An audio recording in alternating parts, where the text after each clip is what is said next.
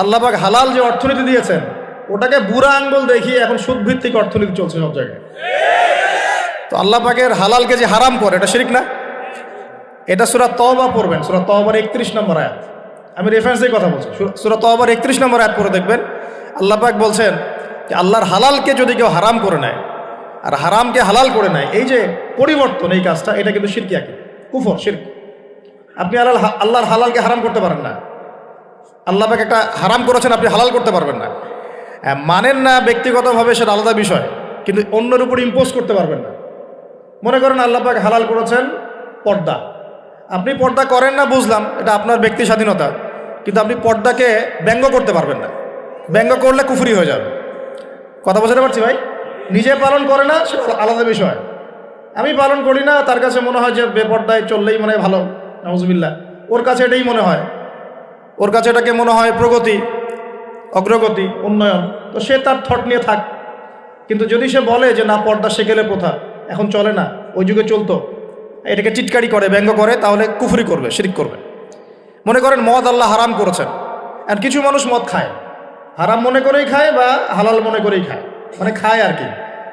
তো একজন খায় সেটা আলাদা আলাদা পাপ, আর কেউ যখন মনে করবে যে না আল্লাহ পাকের এই হালাল হারামের বিধান আমি মানি না, আল্লাহ পাকের হালাল হারামের বিধান আমি মানি না, তখন হবে শিরক আর কুফর।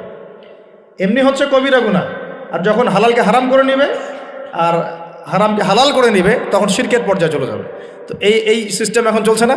আল্লাহ পাকের সুদভিত্তিক, আল্লাহ পাকের হালাল অর্থনীতি বাদ দিয়ে সারা বিশ্বে এখন সুদভিত্তিক অর্থনীতি চলছে না?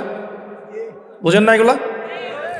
অর্থনৈতিক অবস্থা ভালো না, আস্তে আস্তে বিশ্বের মধ্যে ভয়াবহ অর্থনৈতিক সংকট দেখা দিবে, এবং এই সংকটটা ফেস করবে মূলত এই মধ্যবিত্ত শ্রেণী আর নিম্ন মধ্যবিত্ত শ্রেণী। খুব ধনী দেশের কোনো সমস্যা হবে না, যারা মিডল ক্লাস কান্ট্রি বা আরেকটু নিচু মানের কান্ট্রি অর্থনৈতিক দিক থেকে, এদের সামনে ভয়াবহ একটা অবস্থা ফেস করতে হবে। সময় যাইতে দেন, আস্তে আস্তে সব স্পষ্ট হয়ে যাবে, আপনারাই বুঝতে পারবেন। অলরেডি গরিব মানুষ হাহাকার করা শুরু করেছে, অলরেডি হাহাকার করা শুরু করেছে। বড় লোকের তো কোনো সমস্যা নাই, গ্যাস, তেল, চাল, ডাল সব কিছুর দামও যদি বাড়ে, বড় লোকের কোনো সমস্যা আছে?